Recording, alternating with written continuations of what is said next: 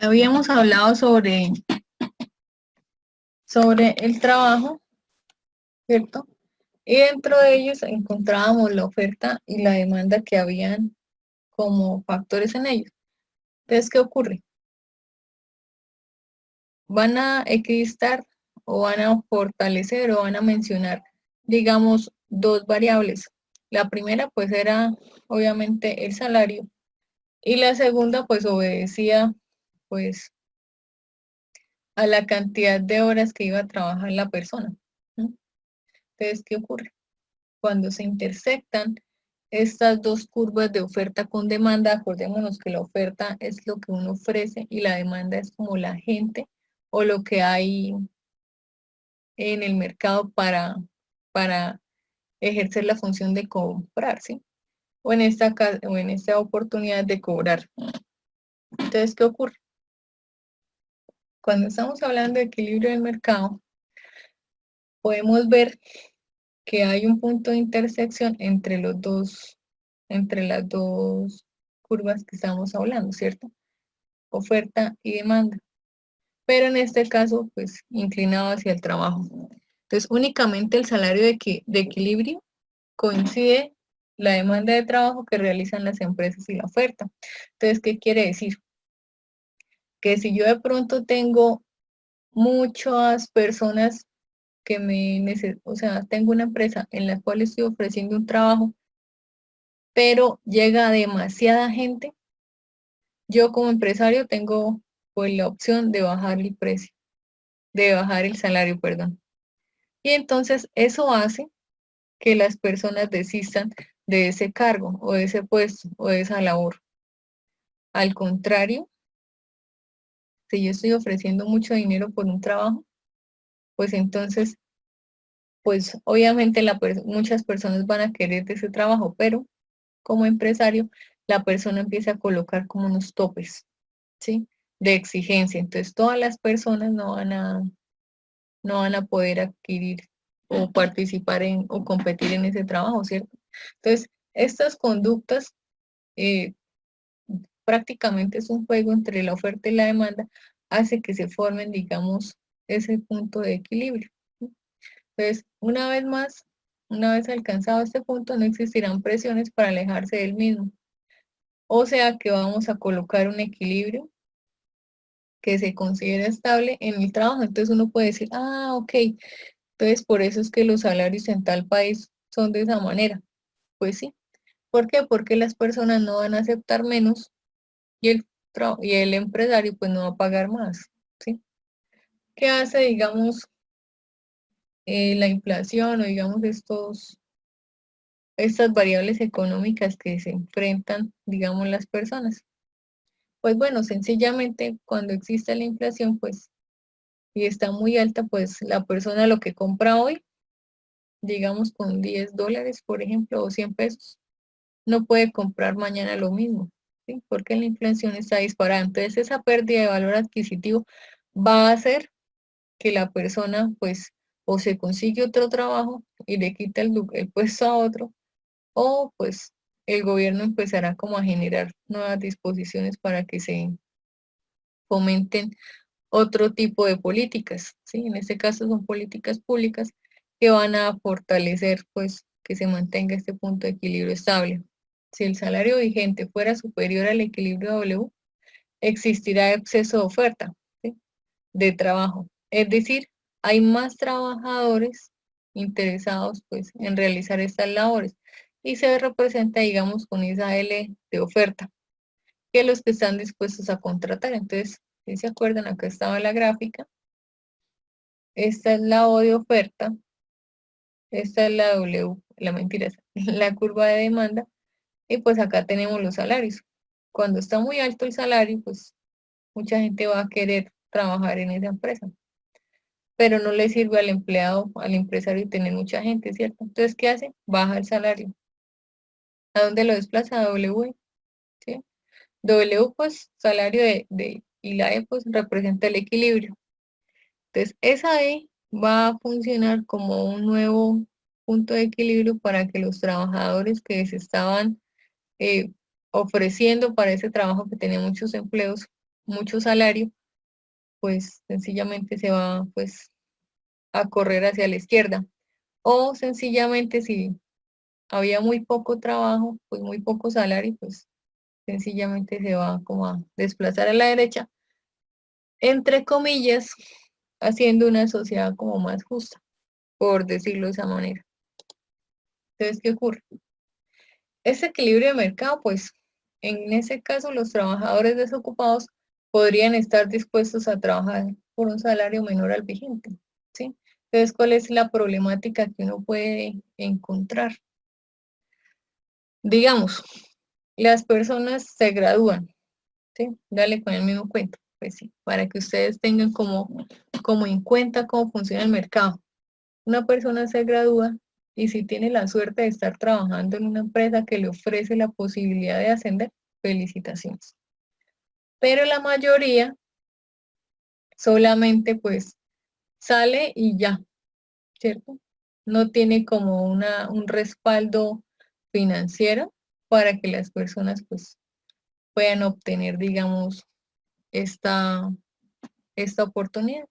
Entonces la persona sale al mercado y ¿qué hace? Pues no tiene experiencia y pues solamente tiene el título universitario, pues lo que hace es bajarse el precio, ¿sí? Entonces, los salarios menores no es que se esté justificando la falta de experiencia con un menor salario, pero sí es un incentivo para que esto ocurra, ¿sí? Entonces, digamos, a un contador le pagaban un ejemplo, solo es un ejemplo, digamos que le paguen 15.000 pesos, pero resulta que hay demanda de contadores porque acabaron de salir de Unilider, ¿sí? Entonces, ese universitario recién graduado va a ir a la entrevista de trabajo y pues no va a decir yo necesito los 15.000 pesos, porque se va a tener que justificar. Entonces le van a ofrecer un salario menor y al final pues termina aceptando ese precio, ¿cierto? Entonces, ¿qué ocurre? Pues que los salarios de la profesión empiezan a disminuir o se empieza a desmejorar. ¿Mm? Entonces, ¿qué ocurre? Pues hay que tener como digamos una base o un conocimiento para no pues dañar el mercado, ¿sí? O lo mismo ocurre, digamos los migrantes llegan y entonces pues la necesidad pues como el refrán dice, ¿cierto? Me van a perdonar la vulgaridad, pero la necesidad tiene cara de perro. Entonces, ¿qué hace la persona que necesita, digamos, tener un sustento? Pues prácticamente se regala por un salario que solamente le alcanza para la comida y la dormida. ¿No? Entonces, esa es la situación a la que conllevan, digamos, que los salarios mermen o bajen. Entonces, si esto baja, presiona a la baja del salario en el mercado, ¿sí? Entonces, hay que tener en cuenta eso. Yo no sé si es que, digamos, algunos profesionales de otras áreas pues no tienen el conocimiento para conocer las implicaciones que esto ocurre y entonces por eso es que hay profesiones que son como tan muy mal pagas, ¿sí? Es por eso. Entonces, ¿qué ocurre? Desapareciendo el exceso de oferta porque ya nadie va a querer trabajar con ese salario. Es lo que genera pues la reducción de este valor para pagarle la hora o la mensualidad o la semana dependiendo del contrato. Entonces, en caso contrario, si el salario se paga en el mercado fuera inferior al del equilibrio, habrían empresas con demandas de trabajo insatisfechas. Sí, porque nadie va a querer trabajar con ese sueldo. Entonces, ya que los trabajadores que estarían dispuestos a trabajar por ese salario serían contratados con menos valor, ¿cierto? Menos salario en esas empresas. ¿Hay trabajo? Sí, pero ¿quién va a trabajar por ese salario? Pues van a llegar de otros países. ¿Sí? ¿Y qué va a ocurrir? Pues van a quedar desempleados los nacionales. ¿Sí? Entonces, eso es un jueguito que tienen, digamos, los empresarios con las políticas públicas y con las políticas de comercio internacional. ¿Sí? Les digo la realidad, pues, como para que conozcan el panorama. Entonces, en esta situación, las empresas estarían dispuestas a pagar una remuneración superior para atraer trabajadores. ¿Sí? Si tengo una empresa y mi empresa nadie quiere trabajar conmigo porque yo pago pues una miseria, pues me va a tocar subirle el sueldo, ¿cierto? Va a ser más atractivo el trabajo. Entonces, en ese punto de vista vamos a mover los salarios que estaba, digamos, en ese W equilibrado hacia arriba, ¿sí? ¿Para qué? Para hacer más atractiva la oferta y que se pueda desplazar esa curva de oferta hacia la derecha. Entonces, como consecuencia de lo cual el salario tendría que subir hasta llegar al salario de equilibrio, en la que la demanda está totalmente satisfecha. Pues volvemos a lo mismo. Si las empresas están solas porque nadie quiere trabajar por ese salario, pues entonces la empresa se ve forzada a subirlo. Sí, prácticamente es como si las personas se pusieran de acuerdo. Y si cuando se da cuenta que está como muy arriba el salario, pues va a empezar a mermar. Entonces, el análisis anterior es la explicación clásica del desempleo.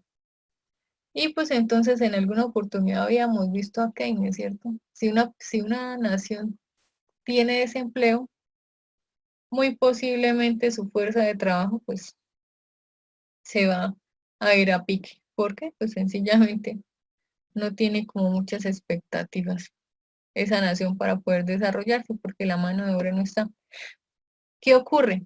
Si hay una nación que tiene este tipo de problemas y digamos que es un país desarrollado, pues terrible, ¿cierto? Porque tras de que no cierra la puerta a los migrantes para que vayan y trabajen por esos salarios, pues se va a quedar solo porque no va a tener, digamos, un capital para poder continuar con la economía y seguir trabajando y produciendo, ¿no? ¿Cuál es el problema de que tienen los países desarrollados que tienen como muchas restricciones? ¿Mm?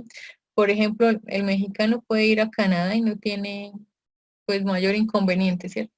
Llena un papel y pues pasa. Si va a Estados Unidos sí le cobran visa. Entonces, ¿qué ocurre? Que dependiendo de las políticas que tenga cada país, pues entonces esto va a depender si van a abrir la puerta para que esa fuerza de trabajo llegue y supla los nacionales que no quieren trabajar por esos salarios, ¿sí? Pero en el caso, digamos, un ejemplo Colombia, que para entrar a Canadá tiene que tener visa americana y pues visa, obviamente la canadiense, es doble visa, ¿sí? Entonces, ¿cómo van a manejar eso? Bueno, pues habrán otras políticas, otro tipo de restricciones, que la entrada de los canadienses a Colombia, pues entonces les restrinjan tanto que se ahorren y no vayan. ¿Sí? Entonces, ese es el problema que existe en el desempleo. ¿Qué ocurriría, digamos, si hay mucha fuerza de trabajo en un país como Canadá, pero están necesitando personas con características de Latinoamérica? Pues van a tener sencillamente que modificar las políticas para que puedan acceder esas personas y entonces el país empiece otra vez a funcionar. ¿Sí? Entonces, el desempleo funciona de esa manera. Si los nacionales no lo hacen, pues van a llegar los migrantes y lo van a hacer. ¿Sí? Esa es como la definición pura del capitalismo salvaje. Entonces, esta última explicación, la existencia del desempleo por la insuficiencia de la demanda en el mercado de los bienes que producen las empresas. O sea, que aunque el salario coincida con el equilibrio, persistiría el desempleo en el mercado debido a que las empresas no pueden colocar la cantidad de un producto que están dispuestos a ofertar en ese precio. Y aquí sí que se complica más la cosa, porque tras de que no tiene gente para que le produzca, pues no va a tener gente para que le compre los productos que están en el mercado. ¿Por qué no? Pues porque no hay gente que esté empleada. ¿Sí? Entonces es un complique y es como un ovolúo, un círculo ahí que nunca es como de acabar. Entonces las fuerzas de mercado operarán en el sentido antes descrito en el caso de un mercado competitivo. Sin embargo, si existiera alguna imperfección en el mercado de trabajo, como es el caso del sindicatos, si existe, digamos, tuviera suficiente poder de negociación, puede, digamos, fijar estos tipos de salario. La función del sindicato se supone, entre comillas, es prever como los derechos, pero también los deberes de los trabajadores. Por eso en Estados Unidos la fuerza sindical es tan bárbara, ¿sí? Y no es considerado como algo como un tabú, sino que los sindicatos en ese país pues entonces tienen cierto poder porque resulta que esos son los encargados de hacer trabajar la gente. Si usted no va a trabajar a las mismas expectativas de los demás, lo sacan del sindicato. Y entonces queda desprotegido, o sea, candidato para que se salga de la empresa. Eso sí, hay que considerar la cuotica, ¿cierto?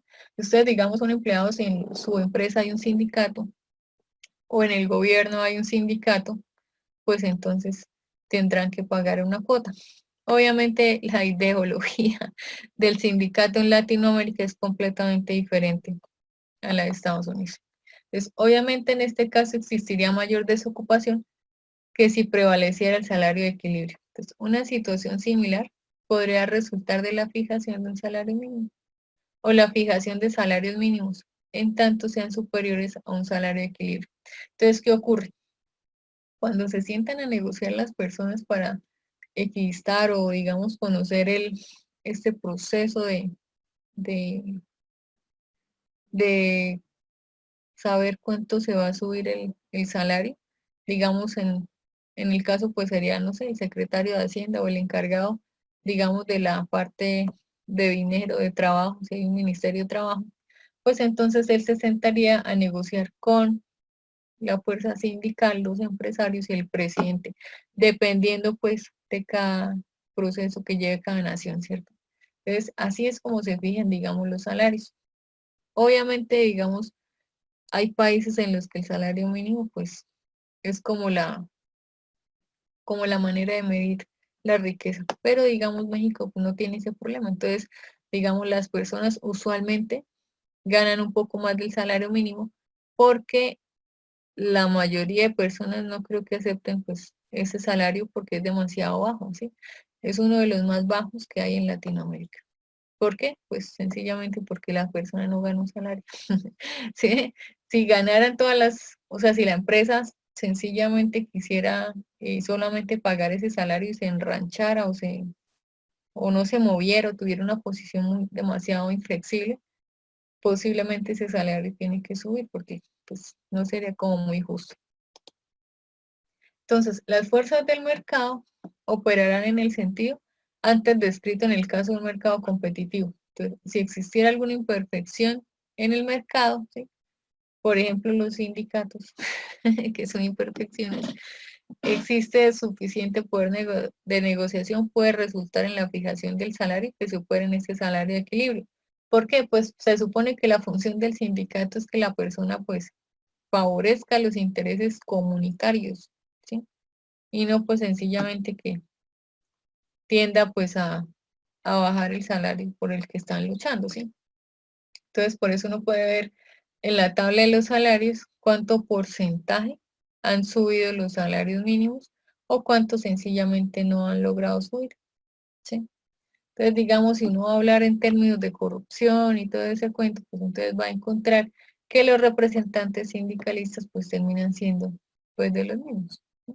Pues obviamente habrá gente que pues tenga sus, su análisis o sus propias creencias sobre el respecto y digamos que intente como luchar por los beneficios que generan este tipo de salarios, pero entonces vemos que si el sindicato está demasiado fuerte, pues entonces el empresario se va a tener que ir a la negociación y pues va a tener que exterminar ese sindicato porque no se va a poder llegar a un punto de equilibrio. Entonces, obviamente que en este caso existiría mayor desocupación que si prevaleciera pues el salario de equilibrio. ¿Por qué? Pues no se puede pagar. Entonces, una situación similar podría resultar de la fijación del salario mínimo o la fijación de salarios mínimos en tanto sean superiores a ese tipo de equilibrio. Entonces, ¿qué es un salario mínimo? Pues, la fijación se supone de ese salario es como el dinero que recibe una persona para cubrir sus necesidades básicas. No alcanza para más, ¿sí?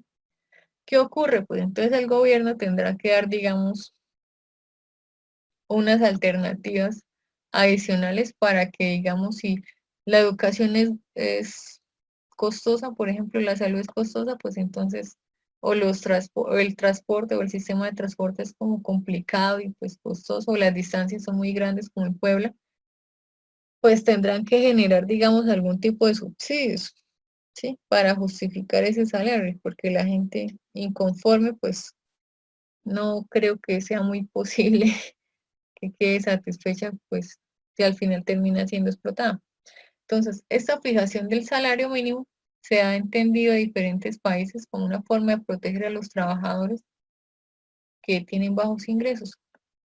Usualmente, ¿quiénes son los candidatos para recibir este tipo de salarios mínimos? Pues depende, ¿cierto? Depende de la empresa, depende de la labor, dependiendo del estudio, ¿sí? O sencillamente, del nivel de amistad que tenga con la empresa. ¿Por qué? Porque sencillamente existe, digamos, trabajos en los que no se necesita, digamos, tanto estudio, una carrera universitaria.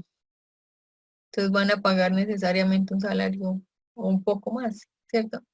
En México pues se paga un poquito más. ¿Por qué? Pues ya explicamos que el salario es demasiado bajo y entonces tienen una compensación, digamos, con el sistema de transporte. Cuando tengan la oportunidad o si han tenido la oportunidad de viajar a otras partes, pues van a poder comparar que al final pues los precios no es que sean tan elevados, ¿no? Entonces, ¿qué ocurre?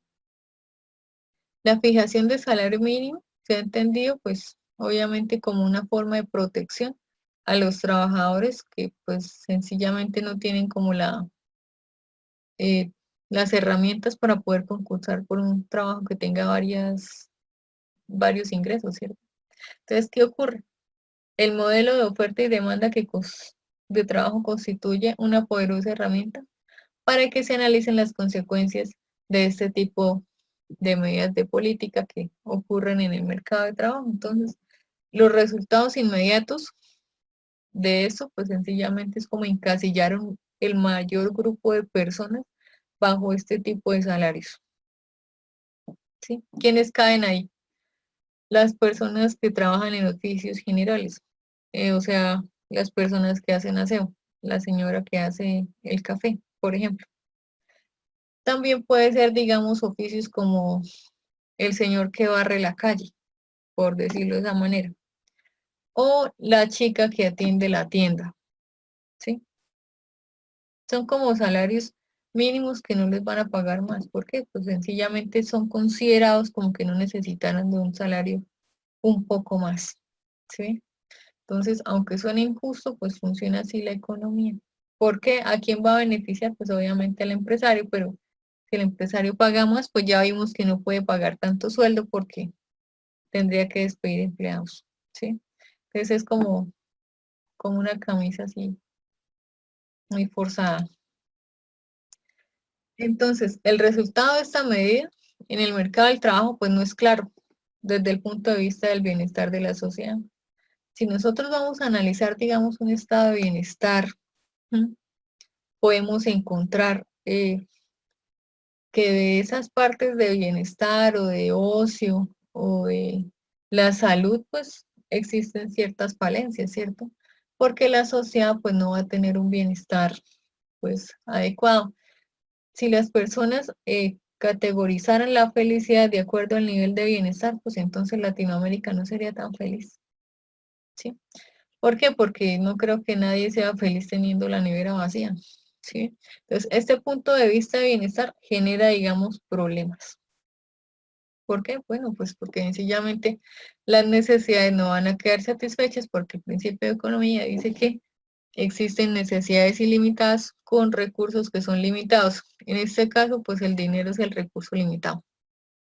En tanto, si bien se incrementa el ingreso de los ocupados, conduce a que los empleadores estén interesados en contratar menos gente, ¿sí? Entonces, si queremos que un empleado, que un empresario, perdón, contrate más gente, lo va a contratar por un salario mínimo, ¿sí? Porque va a recortar los salarios de los demás. Entonces, en la figura se fijará un salario, ¿sí? Equivalente a W1. Y el nivel de desempleo, pues lógico que va a disminuir porque va a haber gente que va a realizar esa labor porque el empresario sí va a tener con qué pagar ese empleo, ¿sí? Entonces vamos a mover esa L, ¿sí? De labor, eh, de demanda, para generar, digamos, un excedente de esa L de oferta, de L oferta con L demanda de los trabajadores, ¿cierto? Y al final, pues ya explicamos que se va a fomentar es el desempleo, porque el empresario pues no va a tener como las garantías para poder pagarle a los demás, ¿sí? Entonces, ¿qué ocurre? El impacto de la fijación del salario mínimo depende también de la elasticidad de la demanda de la mano de obra. Entonces, los defensores de la implementación de un salario mínimo suponen que la curva de la demanda de trabajo es inelástica o muy inelástica, o sea, poco o nada flexible. Es decir, se sale, digamos, de las curvas. Entonces, si es vertical o es casi vertical, pues nos acordamos inicialmente de las pendientes, ¿cierto? Por ejemplo,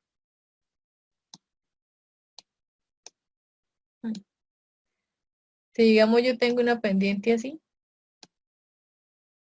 pues es infinita, ¿cierto? No tiene respuesta. Y si es de esta manera, pues peor, ¿cierto? Tampoco tiene mucha incidencia. Entonces, a eso se le llama, pues, que sencillamente la elasticidad de esta demanda, pues, es inelástica o muy inelástica. Es decir, vertical o casi vertical. En este caso se señala el incremento del salario, no reduciría el nivel de desempleo, ¿sí? Porque no hay gente que vaya, pues, a realizar esa misma labor. Por ejemplo, si yo necesito un médico y un cardiólogo, y yo puedo colocar el valor, el salario, el que sea, pero necesito de cardiólogo y no lo encuentro.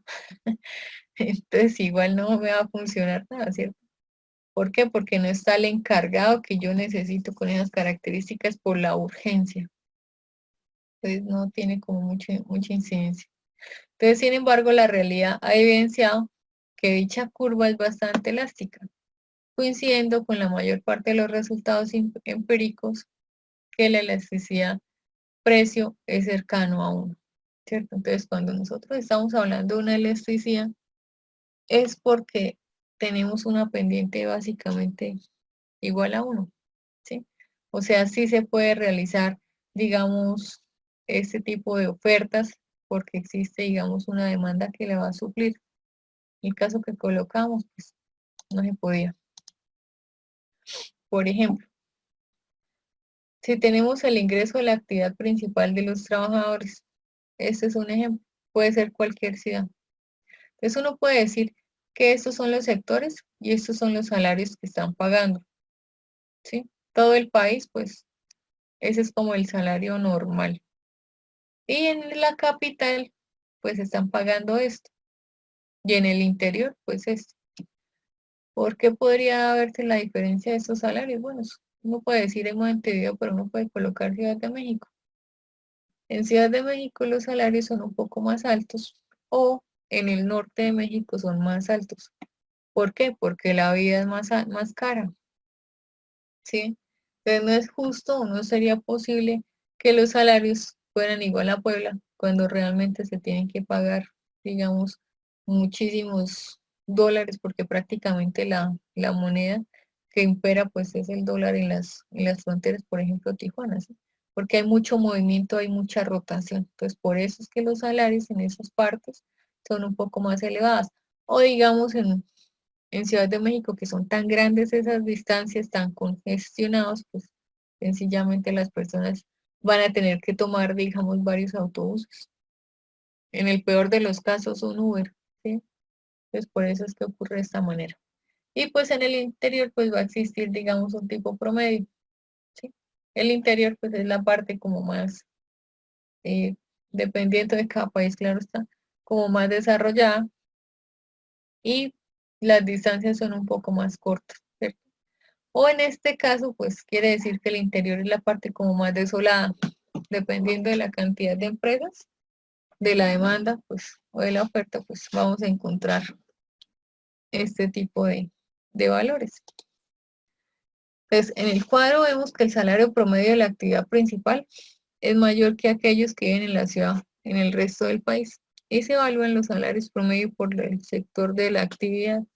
Entonces, digamos, el sector financiero en este caso, pues va a ser mejor pago. Entonces, aquí es donde estamos hablando sobre, digamos, las profesiones que tienen mejores salarios porque se han encargado de que esas profesiones sean, digamos, cotizadas, ¿sí? Entonces, me dicen que los contadores acá en México, pues, pueden hacer mucho dinero. Pues, yo diría que la gran mayoría, si se enganchan bien o generan, digamos, procesos tributarios y van de la mano, digamos, con un abogado, pueden generar ese tipo de procesos, ¿sí? Entonces, son las visiones o son como, digamos, los paradigmas o las ideas o el reflejo de una sociedad que hace generar ese tipo de clichés, ¿cierto? Entonces, ¿qué ocurre? Entonces, digamos, si no va a ser lo mismo un contador que pues gane un salario en el norte del país a como si ganara, digamos, en el sur, ¿sí? Porque depende también de la actividad. Y pues obviamente de la ciudad. Si es Cancún, pues me imagino que será un poco más caro por la actividad turística. Diferente, digamos, si es en Oaxaca, que es un poco más tranquilo, ¿sí? Aunque también es como, pues, costosa la parte del centro, o digamos el casco urbano en la parte del centro histórico es un poco más costoso. Entonces, ello está evidenciando la existencia de la segmentación en el mercado de trabajo de acuerdo al sector económico. Entonces, por eso es que salen las profesiones de acuerdo al sector económico.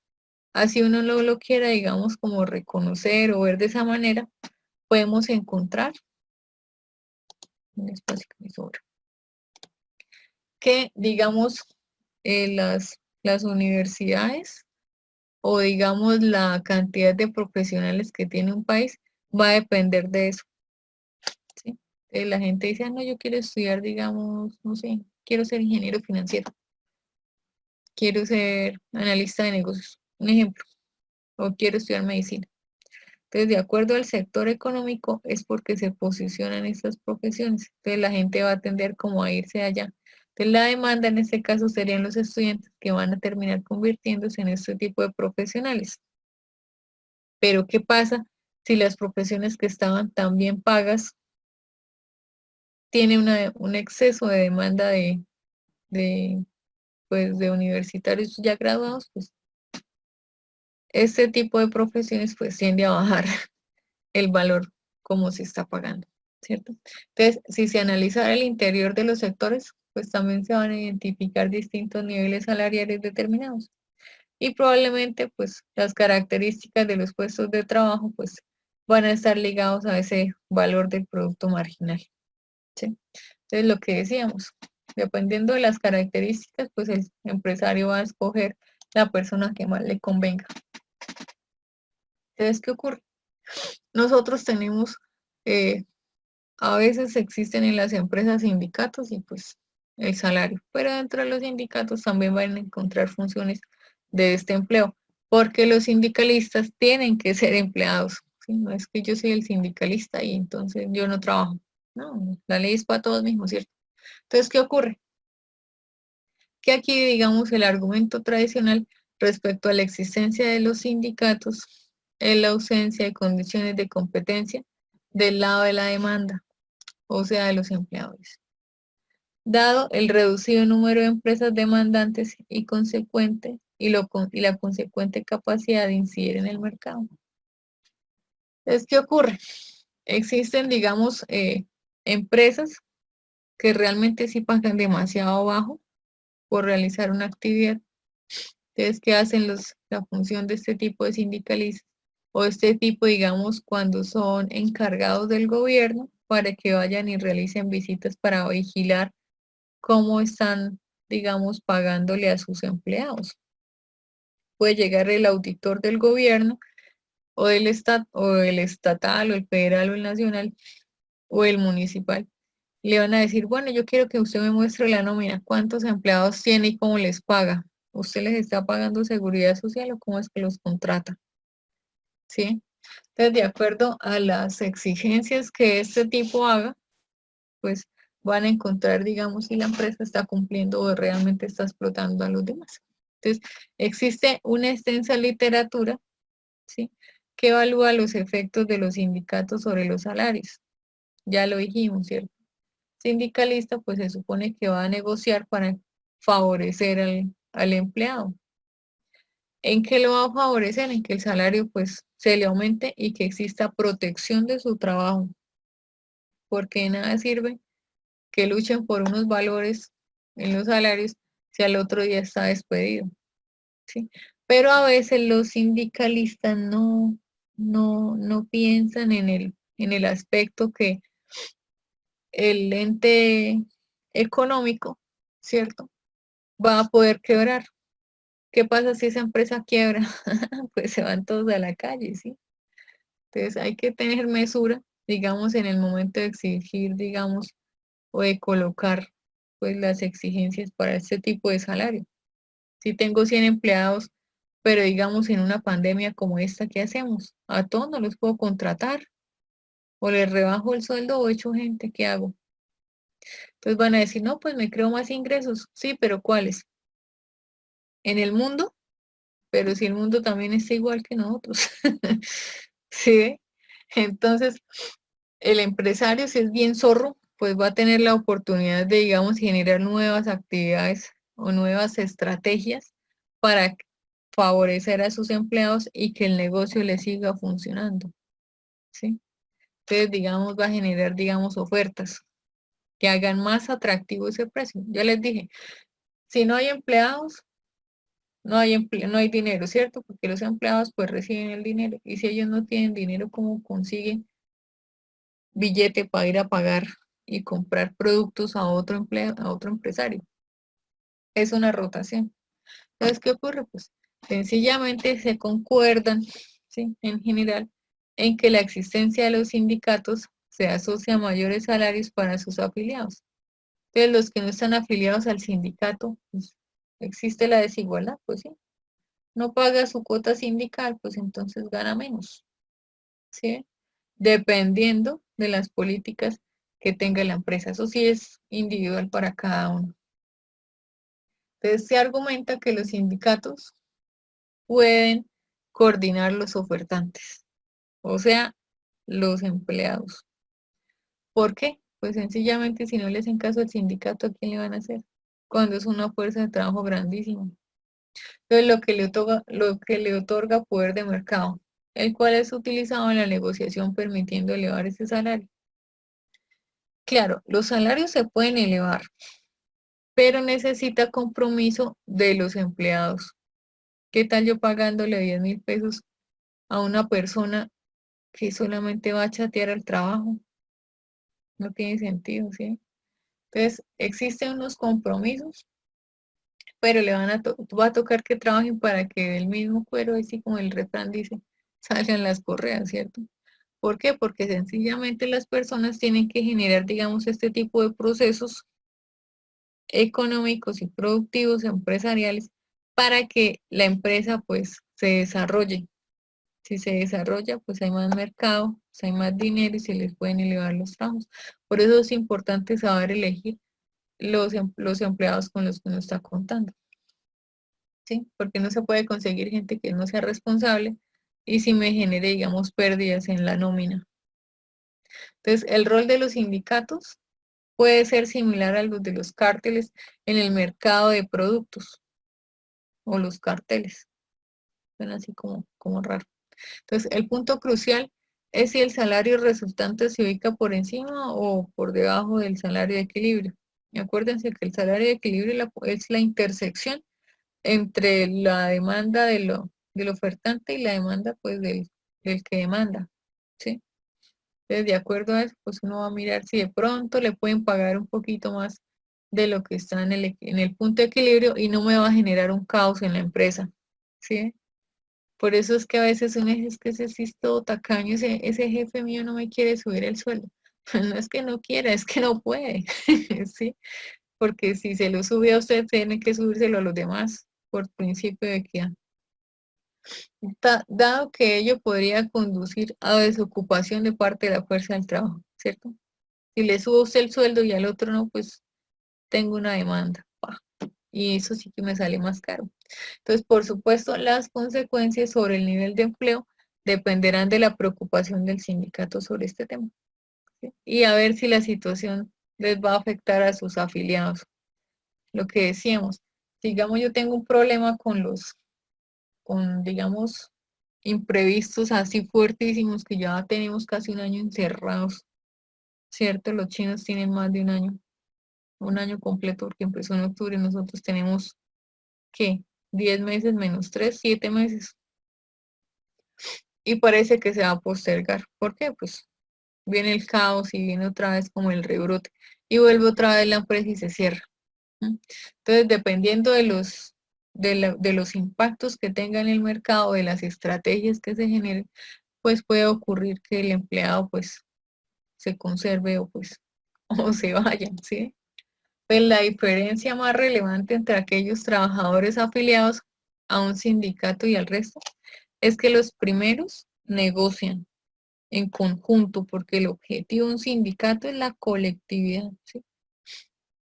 Todos caminamos o ninguno camina, pero así todos tenemos que irnos en masa, porque la cuota que yo estoy pagando de mi sindicato tiene que valer, ¿sí? No es así sentido fraternal y amistad, no. Es que el dinero que yo estoy invirtiendo en mi sindicato tiene que verse, ¿sí? Los resultados son los que van a medir si el sindicato sirve o no sirve. Entonces me van a decir, ay, no, qué profesora tan demasiadamente es irracional y cruda y fría de sangre fría. Pues claro, porque sencillamente las personas cuando ustedes terminen, ¿cierto?, de estudiar la contaduría, pues van a pensar de esa manera, ¿sí? Ya no es tan necesario ese sentimiento de amistad, sino aquí lo que vamos a buscar es un sentimiento colectivo de negocio, ¿sí? Entonces, ¿qué ocurre? Pues que el sindicato tiene que funcionar pues para que yo le siga pagando, si no, pues entonces no tiene sentido, me quito de ahí, me ahorro el dinero de la cuota y entonces armo yo otro sindicato. Y entonces un sindicato con competencia pues va para el caos, ¿cierto? Entonces, ¿qué ocurre? Los salarios y otros aspectos de la relación laboral, mientras el resto lo hace de forma individual. Supongamos que existen dos grupos de trabajadores, el sindicalizado y el que no. Y entonces el que no está sindicalizado, así sea muy bueno, pues obviamente el empresario no va a ser como tan tonto de echarlo, porque ese elemento me sirve, ¿sí? Por encima de los comentarios, si el tipo funciona, es práctico y entonces uno pragmáticamente dice, ese de queda. Y el sindicalista, que es el más fraternal y el amigo de todos, pero no trabaja, para afuera, mi amor, porque necesitamos gente que produzca, ¿sí? Entonces, ¿qué ocurre? Inicialmente, pues, el nivel salarial se determina por la inserción de la demanda y la oferta en el mercado. Sin embargo, pues, en la nueva negociación salarial, el grupo de trabajadores afiliados al sindicato fija un salario superior al del equilibrio. ¿Sí? Entonces, obviamente, si ya tengo, digamos, la tarifa de mi salario y solamente les puedo incrementar lo de la inflación, ¿cierto? Porque hay que cuidar la inflación para que yo pueda seguir comprando lo mismo. Y digamos, si yo como carne hoy, tengo que comer mañana también. Si no, la inflación, pues, hizo conmigo lo que quería. ¿Sí? Entonces, de eso hay que cuidarse bastante. Entonces, en consecuencia, al no cambiar el producto marginal de estos trabajadores, es que se reduce el nivel del empleo de los sindicatos, ¿sí? ¿Qué hacemos? Pues sencillamente, si los sindicalistas están muy eh, idealizados con un salario muy alto, pues se van a tener que ir, porque al final ellos obedecen a la empresa, ¿cierto? Al final son empleados de mi empresa o de las empresas de ustedes. ¿Mm? Entonces, para que lo tengan en cuenta, algunos me dijeron que eran como propietarios de negocios. Si de pronto se le arman un sindicato, pues para que tengan en cuenta eso. Entonces, por su parte, aquellos que quedaron desocupados en el sector sindicalizado se desplazarán al mercado de los no sindicalizados. Imagínense. Ahora sí les va a tocar trabajar a los que no trabajan en el sindicato. Lo que presiona el salario de dicho mercado a la baja. ¿Sí? Si la fuerza mayor está en el sindicato, yo tengo que acatarme como empresario al sindicato. Si los sindicalistas son buenos empleados, yo tengo que responderles. Si los sindicalistas son malos empleados, pues cierren ese sindicato y que se vayan, ¿cierto? ¿Por qué? Pues que no me sirven, solamente me generan malestar. Entonces, el resultado final, desde el punto de vista del bienestar de la sociedad, es incierto, a pesar de aquellos afiliados al sindicato que continuaron empleados, ¿sí? O los que resultaron desocupados. Pues algunos de los desocupados se ocuparán en el sector donde el salario se fija por la demanda y la oferta. Entonces ahí uno puede encontrar que hay sindicalistas que estaban como tan llevados por sus ideologías y al final terminaron ganando lo mismo que los demás, ¿sí? Entonces, ¿cómo se ve la sindicalización? Pues puede afectar el nivel del empleo, pues sí. Me ve que si están todos muy furiosos, pues, y no llegamos a un acuerdo, pues chao, ¿sí? Entonces, si, y vuelvo y repito, si los empleados que están en el sindicato son excelentes, ¿yo cómo les voy a decir que no?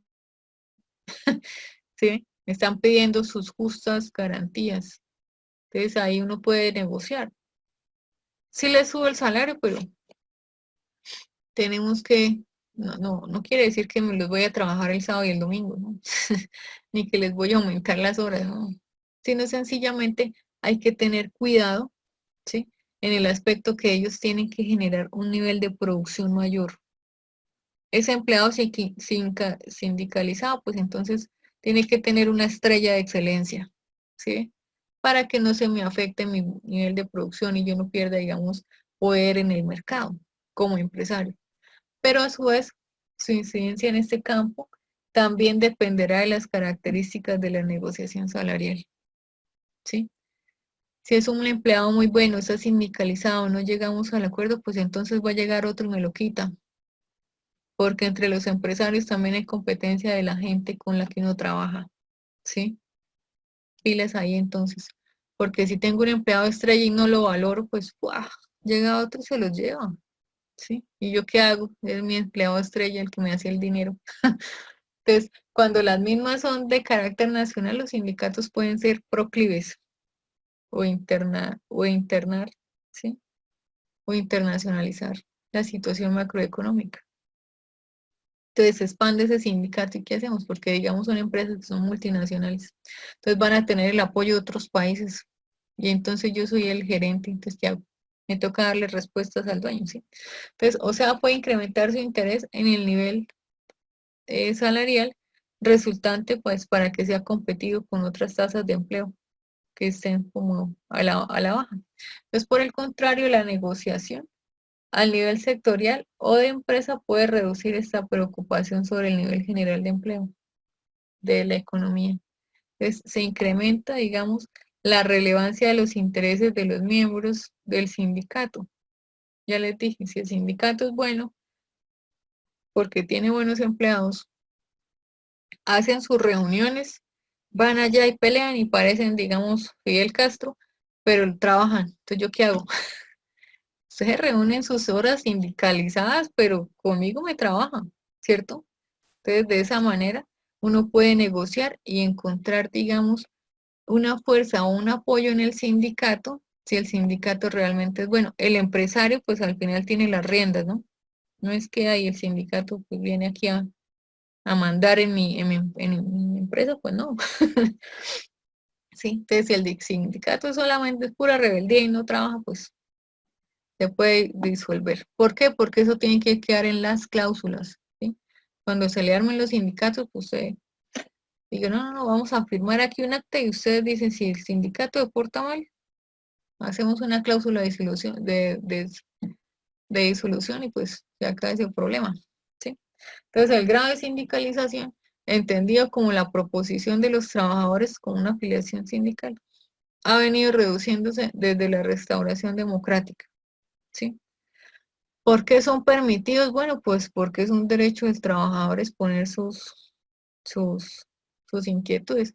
¿Por qué anteriormente habían tantos sindicatos en el gobierno? O digamos, hay unos estados en los que el sindicato es el que manda prácticamente y tienen arrollado, digamos, a la parte federal en ese lugar. Pues sencillamente, pues por el poder que tienen, porque en vez de esa restauración democrática, pues se enfocaron por otro lado, ¿sí? Entonces se perdieron los principios de lo que realmente es un sindicato. Entonces, en cuanto a la forma de negociación, la misma se desarrollaba por el sector de actividad, es decir, cada rama industrial, ¿sí?, tiene obviamente unos representantes, unos empresarios. Dentro de los mismos sindicatos hay otros sindicatos más grandes, ¿no? Entonces, ¿qué ocurre? Pues sencillamente acá podemos encontrar que en cada rama industrial los representantes de los trabajadores o empresarios y el gobierno pues van a negociar la fijación de estos salarios. Entonces, lo que les decía, digamos si son sindicatos de gobierno o digamos es la fuerza sindical de un grupo de personas, digamos de todos los que son cafeteros o digamos los representantes de cada cooperativa que están sindicalizados. Esos son los que al final se van a sentar con el gobierno, si es que digamos los estatutos constitucionales lo permiten, o con el ministerio, con el secretario encargado del trabajo, ¿sí? Entonces, el resultado de la negociación, al ser homologado con el Poder Ejecutivo, puede adquirir carácter obligatorio. Sí, el Poder Ejecutivo, pues obviamente son aquellos que ejecutan las leyes. Entonces, uno puede mirar que el carácter obligatorio, pues se expide una ley a través del gobierno para que se suban estos salarios a este gremio, ¿no? Porque es que cada uno pelea por lo suyo, ¿sí? Entonces, digamos, tengo la rama industrial o tengo la rama cafetera o tengo, digamos, la rama, no sé, del Chile, ¿sí? Entonces, de acuerdo a la rama que estén, pues cada cual pelea por lo suyo. Entonces uno, ay, pero usted ¿por qué gana más y el otro menos? Ah, bueno, pues sus negociadores no lograron más. Entonces el gobierno se retiró de las negociaciones salariales, adoptando las mismas de carácter descentralizado, con convenios a nivel de empresas. Entonces, hasta aquí terminamos la primera parte y ahora sí nos trasteamos. Mírenme. Al segundo tema. Y luego aquí. Entonces, mire, en esta parte, nos queda la media hora, podemos encontrar que dentro de esos componentes, digamos, o formas del valor que genera ese trabajo, pues entonces ya hay otros estilos, ¿cierto? Entonces, lo que se produce al final va a ser una mercancía o un bien o un servicio, ¿sí? Entonces, ¿qué ocurre? Bueno, pues sencillamente, dentro de los, pues, inmundo, dentro de los principios que existen en la economía, hay unos componentes de valor, ¿sí? Pues esos componentes de valor son tres. El primero, el capital constante. El segundo, el capital variable. Y lo tercero, con lo que las inmobiliarias le venden a uno el cuento de la plusvalía. ¿Sí? Entonces por ahí me encontré unas leyes chéveres que vamos a mirar. Para que cuando ustedes estén haciendo el negocio de la casa, o del apartamento, o del departamento, o del piso, pues entonces ustedes abran el ojo y no se dejen cuentear. ¿Sí? Entonces, ¿qué ocurre? Ese valor de la mercancía, pues, está definido por CBIP, o sea, capital constante, el variable y la plusvalía. ¿Sí? Entonces, ¿qué es el capital constante? Pues es el capital invertido en los medios de producción, ya que se caracteriza como una constante. Entonces, yo tengo la opción de decir que, digamos, todo lo que se está invirtiendo en la producción es constante. Entonces, aquí es cuando se une la contabilidad con la economía. Entonces, a través de los costos uno puede decir que mi medio de producción tiene esta cantidad de materia prima y de mano de obra. Y bueno, y los cifros, por eso tienen que ser constantes, o sea, no lo son. Entonces, solamente esto va a la producción y ya. Lo que es constante se llama capital constante. ¿Cuál sería? Un litro de, no sé, de alcohol, será, con lo que armen, o de, no sé, lo que le sacan como al fique, al maguey, para hacer el tequila. La cantidad exacta, la fórmula. Sí, eso es constante. A eso se le llama capital constante. El capital variable, pues, como su palabra lo dice, pues es variable, ¿no? Varía. ¿Y qué es lo que varía? Bueno, sencillamente son otras opciones, son otros ingredientes, otros elementos que hacen enriquecer a mi capital. Perdón, entonces es el capital cuyo valor se traslada totalmente a la mercancía producida. Es decir, dentro de este proceso de producción del trabajador, pues se produce más de lo que se paga en los salarios. Entonces crea un nuevo valor. Y no solamente estoy pagándole al empleado por su tiempo, sino por la agilidad que él tiene, ¿sí? La inteligencia que él tiene para hacer las cosas. Entonces la persona se llama recurso humano, capital humano. ¿Sí ve lo valioso que son los empleados? Los buenos empleados. Entonces crea así un nuevo valor. Y estos cambios pueden generar, pues, resultados positivos o negativos. Si el empleado hace las cosas con calidad, pues resultados positivos, pero si no, pues, pierdo yo mi producto porque lo hizo mal. Entonces, una mala aplicación del trabajo o la devolución de los tipos de actividad laboral por parte del mercado puede significar la pérdida de una parte del capital invertido o la totalidad del mismo, ¿sí? Entonces, cuando trabajen, pues hay que hacer las cosas lo mejor que uno pueda, ¿cierto? O, digamos, ir como evolucionando, ¿sí? Ir como creando estrategias, no para decir, ay, no, es que sencillamente yo soy el empleado estrella, no, sino para el día que usted lo echen, pues tenga como la habilidad para desenvolverse en otro campo más adelante, ¿sí? Entonces, pues principalmente es como por uno, aunque se vea de manera egoísta. Entonces, ahora sí vamos a mirar qué es la plusvalía. Resulta que la plusvalía es un beneficio que uno obtiene sin hacer nada, ¿sí? Mágicamente o a través del tiempo, pues resulta que va a incrementarse el valor de algo. Yo compro una casa hoy, mañana ya me vale más. No importa que tenga 20 años de vieja, 30 años de vieja historia, ¿sí? ¿Por qué? Porque sencillamente es un inmueble y los bienes inmuebles sí tienen plusvalía. Contrario al carro. Se compra un carro, es la peor inversión porque se va decreciendo, ¿sí? Entonces, como para que lo tengan en cuenta. Bueno, entonces, ¿qué ocurre? El beneficio obtenido como resultado de una diferencia positiva entre el precio al que se compró un bien y el precio de su venta en una operación o transacción económica. Yo tengo una casa y me la compro en 1.000.000 de pesos hoy. Pues me imagino que una casa de 1.000.000 de pesos, al menos 3 piezas sí ha de tener, ¿sí? Y un patio de ropas. ¿Mm? Entonces, ¿qué ocurre? En 10 años me va a valer más, pero la inflación, ¿será posible que la inflación no me esté desvirtuando mi 1.000.000 de pesos que invertí? Pues es lo que depende, ¿no? Porque si uno, digamos, compra una casa, tenía una casa en Venezuela y pasó un montón de problemas, pues la casa ya no va a valer casi, ¿sí? Pero ¿qué ocurre?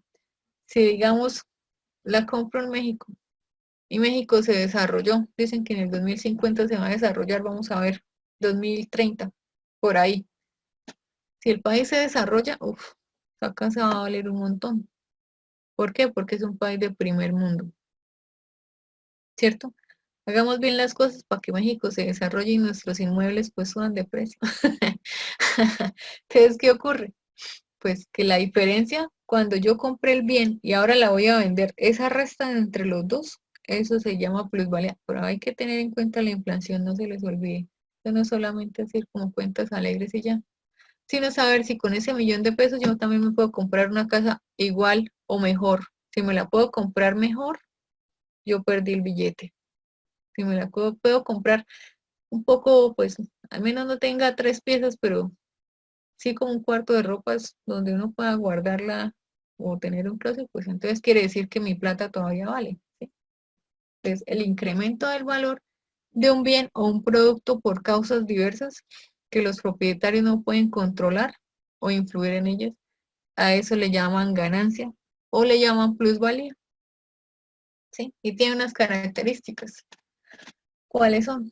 Entonces, desde el punto de vista tributario, la plusvalía está grabada como impuestos, ¿sí? El incremento del valor del bien se crea directamente con el hecho imponible, ya sea por la transmisión de un bien o por otro. Entonces uno puede decir, ay, bueno, yo compré una casa y entonces el gobierno, sí, compró una casa, bueno, plusvalía, ¡pum!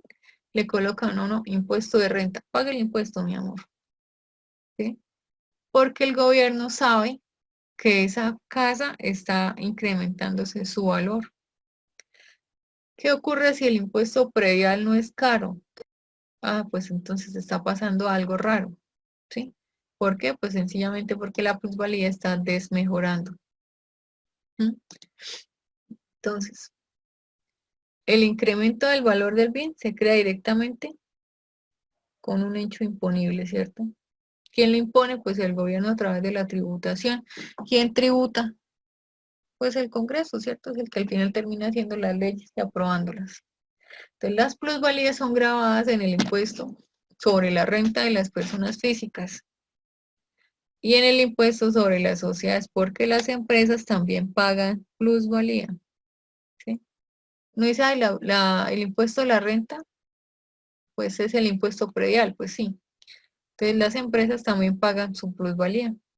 Está muy productiva la empresa, págueme por el derecho de usted a hacer plata en un país en el que yo le estoy colocando la carretera, ¿sí?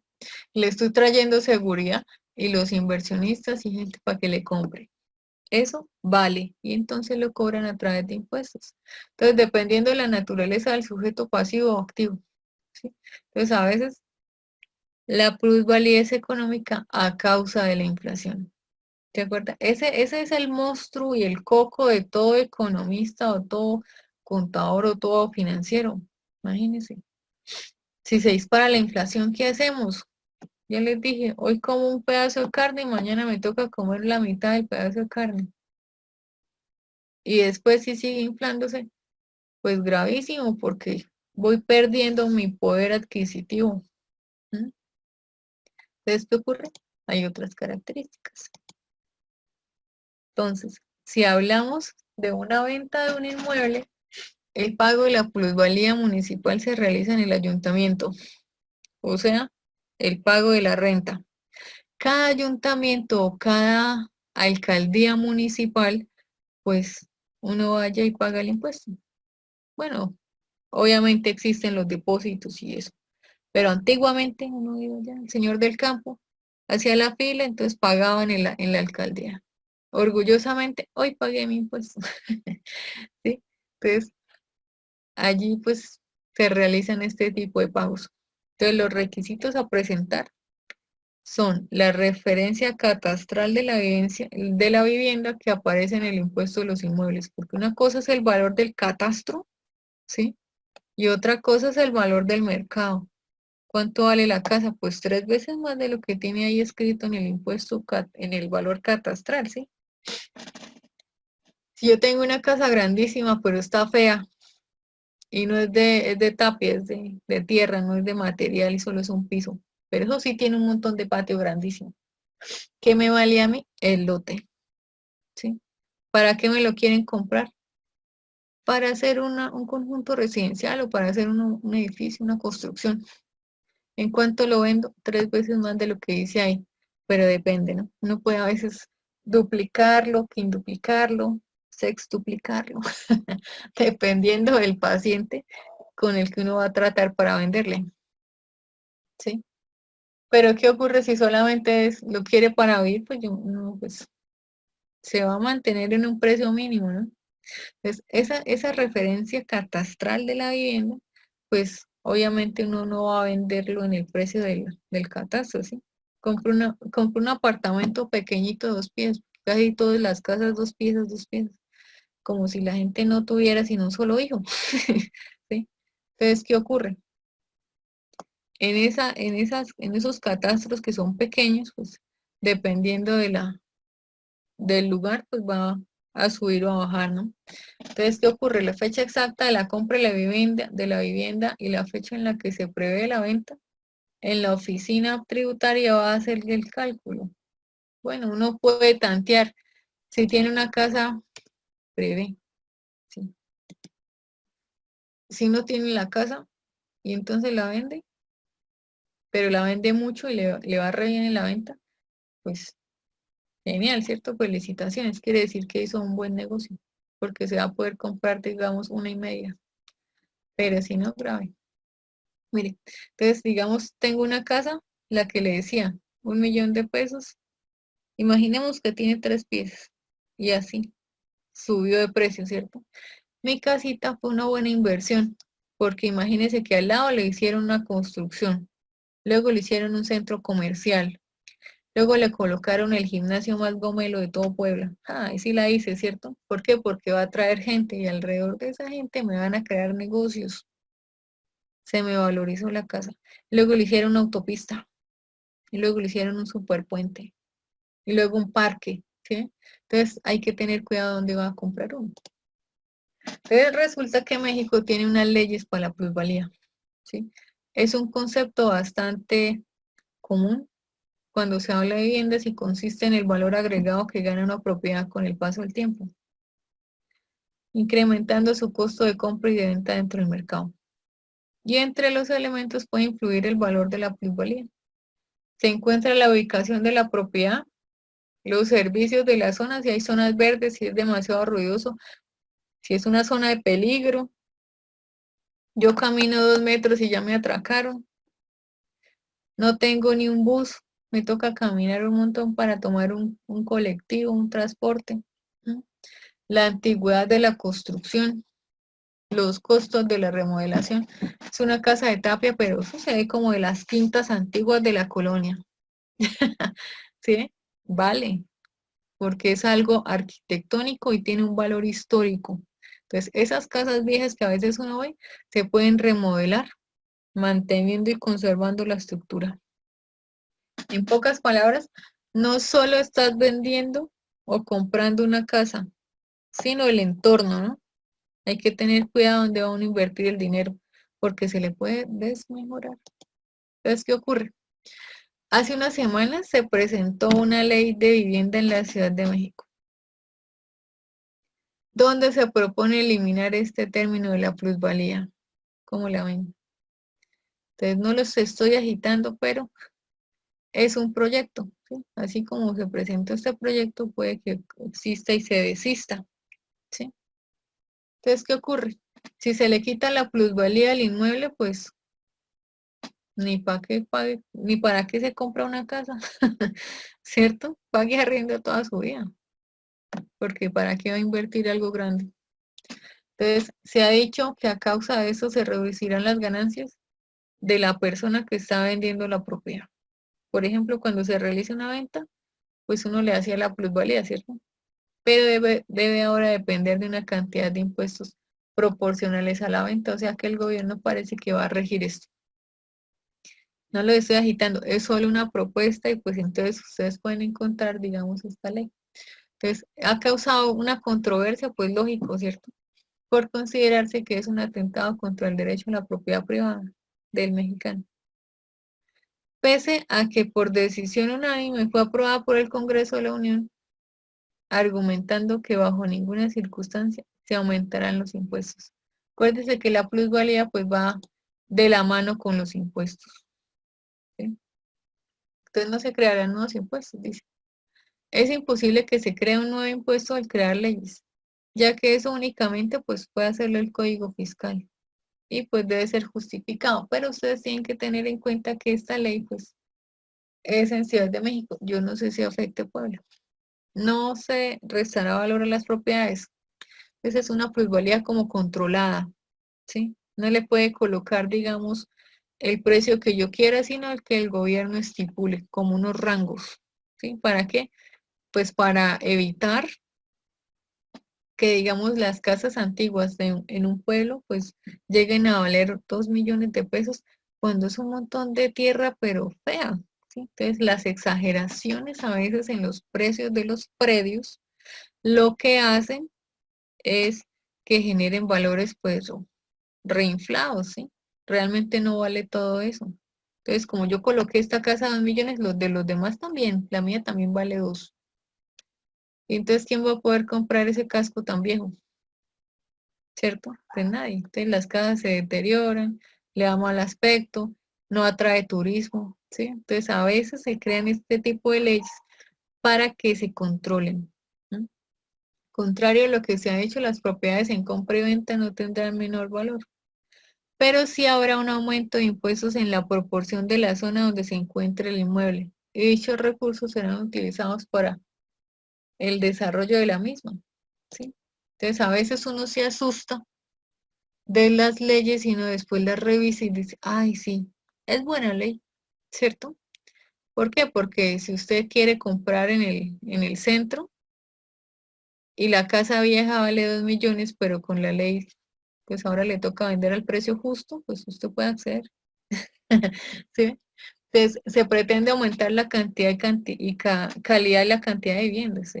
A mayor población, mayor demanda de viviendas dignas. Y también una mayor necesidad de tener control, ¿no? ¿Qué pasa si la casa que está en el centro de mi pueblo pues está que se cae? Pues véndala. Ay, no, es que me gusta mucho mi casa, es que la han tenido todos todo es una generación de familias. Pues pida un préstamo y arréglela, ¿cierto? ¿Y con qué lo va a pagar? Bueno, pues ahí tiene la opción, ¿no? Si no puede tener esa casa en buena calidad, pues véndala. Entonces, la creación de una ley de vivienda actualizada y acorde a los nuevos tiempos, considerando pues la infraestructura y todo este cuento. Entonces, digamos, a veces uno puede ver, entonces las casas que cuelgan la ropa y tienen su negocio y acá le sacan como un garaje y ponen ahí su forma de vivir, pues eso no interfiere, ¿sí? Entonces, para que tengan en cuenta, ¿no? Si hay una inmobiliaria que les dice, no, es que mire, esa perdió como la plusvalía, mentiras, ¿sí? Es un impuesto, pues sencillamente está estipulado, el gobierno lo avala y pues la casa no pierde de precio, ¿sí? Obviamente no se va a poder incrementar ni voy a venderlo porque el entorno no es lo mejor, pero que pierda el valor a como yo lo compré es una mentira. Entonces, ejemplo, un trabajador es contratado por 100 pesos, ¿sí? Y utiliza 1000 en materiales y componentes para crear un producto que se vende por 1300. Entonces ya sabemos que el valor constante puede ser los materiales, o sea, 1000. Y pues sencillamente los 100 pesos de la nómina se le incluyen, ¿cierto? Entonces, ese me varía. Y sencillamente, si yo lo tengo en 1200, me vale en 1100, perdón, todos los costos que yo tengo de mano de obra con materia prima, y me suban 1100 y lo vendo en 1300, entonces yo que gané 200 de plusvalía. No solamente es con inmuebles, sino también en la mercancía o el valor, digamos, de precio. Pues aquí en este caso, pues ese precio o el costo unitario. Entonces, ese precio que yo encuentro, adicional a mi costo unitario, ahí se llama plusvalía. Económicamente se llama plusvalía. Entonces, esos 200 pesos se agregó únicamente por la actividad del trabajador. ¿Quién me hizo el billete? Pues el que lo hace, ¿cierto? Entonces, otra vez el cuento. Un empleado excelente me genera dinero, hay que cuidarlos. Es como la gallinita de los huevos de oro. No se puede tocar. Mis empleados no me los puede regañar nadie, ¿cierto? Yo los cuido porque son los que me hacen el billete. ¿Mm? O si uno es empleado, pues entonces uno da lo mejor que puede, ¿sí? Y si no puede, pues esfuércese. ¿Sí? ¿Qué más se puede hacer? Entonces la plusvalía son esos 200 pesos adicionales. ¿Mm? Se agregó únicamente por la actividad del trabajador. Entonces, de la inversión, ya sabemos, ¿cierto? 1100. Y el capital se expandió pues 200 pesos. Entonces, mire, Aquí les coloqué como a modo de resumen, si lo quieren mirar, ¿no? El capital constante y el variable. Y acá pues el salario, ¿no? Para que lo tengan en cuenta. Entonces, niños, hasta aquí la clase y pues feliz fin de semana será, porque ya es jueves. Entonces, que tengan buen día y hasta luego. Gracias, profe, igualmente. Ahorita nos vemos en la siguiente clase. No, profesora, nos vemos en la siguiente clase.